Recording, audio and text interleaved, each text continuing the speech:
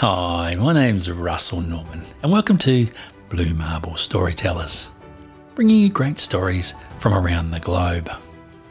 On this episode, we bring you a great story from my very own Deidra with Lovegren and read by Jools. This is a shortlisted story written in response to the Readsy Prompts writing competitions, right about a character who doesn't want to go to sleep. It's called Homewrecker. Please enjoy. "Oh, she isn't my daughter," he corrects a colleague. "She's my wife." On cue, I beam at my husband, innocent and doe-eyed, like I did in my 20s when he was in his 40s. His friend invariably elbows him, making comments about cradle robbing and spring chickens. We laugh. I say something clever in reply. His companion looks surprised. And she's witty, too. My cheeks hurt in an attempt to hold a smile. They continue to talk like I'm not there, but my husband reaches out for my hand. Above all, we are the dearest of friends. But in public, I remain silent. Silence is expected of younger wives, but trust me, I have plenty to say to his ogling peers and their stink-eyed wives, unhappy women stuffed into spandex, a decade or two younger than they are. I want to say that I'm not some trophy that my husband picked up along the way to the corner office. We met like they did. Phone calls, first dates, long romantic weekends.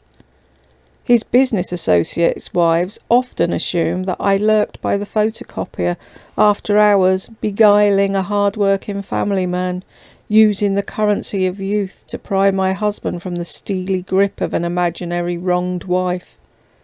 What I want to say is, I am my husband's first wife, my husband's only wife. Because of our quarter-century age difference, they assume I'm a homewrecker. What disappoints them is that for over 20 years I've been a home builder, as faithful and as loyal as their husbands pretend to be. They assume my husband has children from a previous marriage, lost souls now bouncing from house to house in a never-ending custody dispute. They feel sorry for his fictitious children, all those missed soccer games, unseen plays on opening nights, dirty gym uniforms left at the other parent's home. Doesn't she know how much psychological damage she's causing his offspring? What I want to say is that my husband is childless, by choice. And due to our age difference, he has made that choice for me, too. The decision not to have children at the time we married seems plausible. We are involved in so many things that missing the pitter-patter of little feet doesn't matter much. Surely I can nip my need to nurture by the pitter-patter of poppy paws. This plan works well in my 30s. Cliché as it sounds, my rescue dogs rescue me, adding a new level of unconditional love and entrance into a welcoming community. I become a fixture at the dog park, the veterinarians, and the neighbours, apologising for my dogs digging holes under the fence. But in my 40s, I drop off my nephews and nieces after a day with their fun aunt, waving as they open the door to their cluttered and chaotic homes. My house is spotless, aseptic, quiet. Whenever I see a long table in a restaurant filled with generations of well-wishers, babies held by doting grandmothers, aunts leaning over to tussle a beloved nephew's hair, I make an excuse and we leave. My husband doesn't understand, thinking I don't want to eat with so much noise and commotion nearby. The problem is that I do, but I want our noise, our commotion, our extended family that isn't, not the silence of two people with precious little to talk about, except for how the scallops were undercooked. People often ask us how we met. I understand the subtext. I know what they're really asking. Is your young wife a gold digger? Does she have daddy issues? Did she lose a bet? What I want to say to them is that I met my husband on the subway. It was, and still is, love at first sight.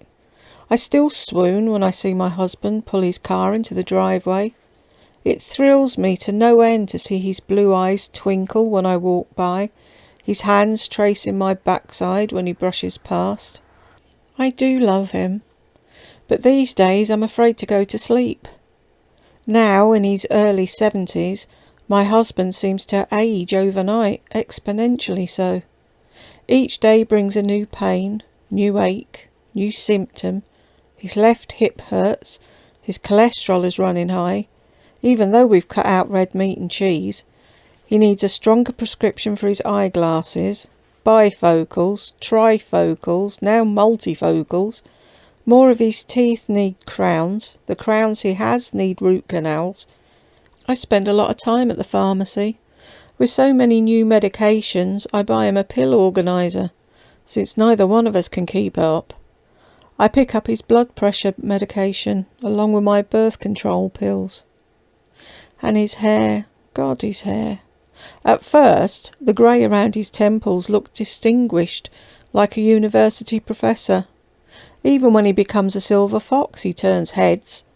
But in his late 60s, his hairbrush is full of fine white hair, as his pale pink pate pokes through what had once been a forest of thick black curls.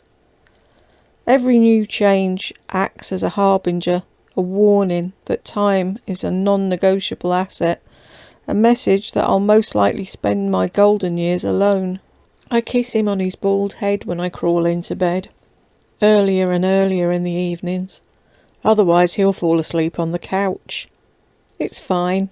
I like to read, reassured by his presence next to me, his light, rhythmic snoring. When I finish a chapter, I look over at him. His mouth is open, chin buried into the folds of his saggy neck. He's pale in this light, hands laying lightly on his chest that rises and falls with his shallow breathing. I find myself crying. There's no reason for it. We aren't promised anything more than this moment. There's no reason for me to cry. Except when you marry an older man, you don't realise that one day you'll be married to an old man. Inevitably, that day comes far too soon. No, he wasn't my father, I correct a nurse. He was my husband.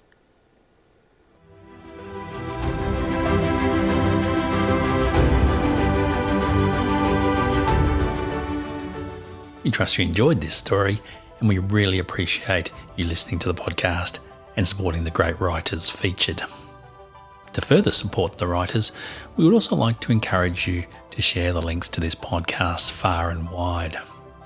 If you're a writer and you'd like to showcase your work or talk to us about your writing on Read Lots, Write Lots, please get in touch with us by sending an email to russell@bmpublish.com.